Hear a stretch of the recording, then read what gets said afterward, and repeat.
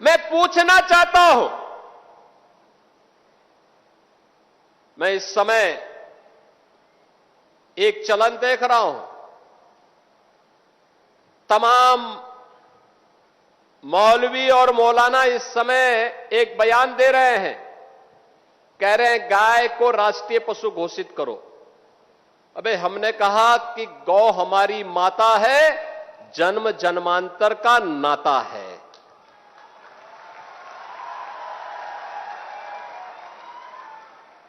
क्या मां और पुत्र के बीच में कुछ घोषित करने की आवश्यकता पड़ती है क्या? क्या किसी पुत्र को बताने की आवश्यकता पड़ती है कि तुम्हारी मां है, इसका सम्मान करो? ये हमारे संस्कार हैं।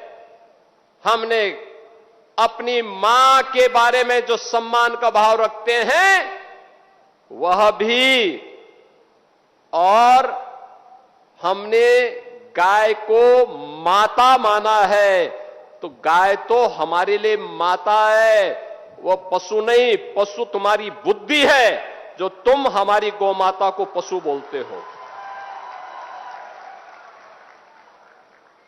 तुम्हारी सोच पशुवत है जो तुम गौ माता को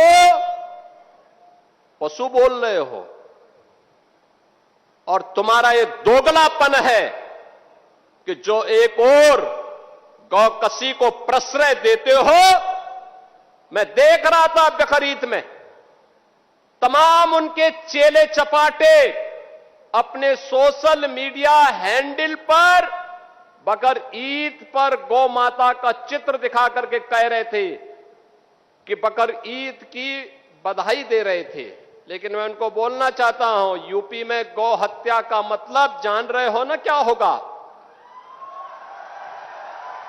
वो जान रहे हो? तो अगर जान रहे हो तो फिर अपने चेले चपाटों को समझा लो, नहीं तो कई कई पीढ़ियां याद करेंगी गौ माता के साथ किसी भी प्रकार की कोई हिमाकत की। तो मैं पूछना चाहता हूं, ये वही लोग हैं जो हमारी गौ माता को कह रहे हैं कि राष्ट्रीय पशु नहीं। अरे गौ माता तो स्वघोषित राष्ट्र माता है, उसको किसी को राष्ट्र माता घोषित करने की आवश्यकता नहीं।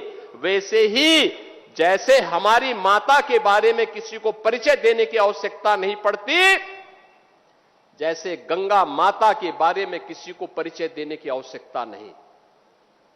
हम सब गंगा माता की आरती करते हैं, गंगा पूजा करते हैं, अपने साथ गंगा पुत्र जोड़ करके अपने को सम्मानित महसूस करते हैं।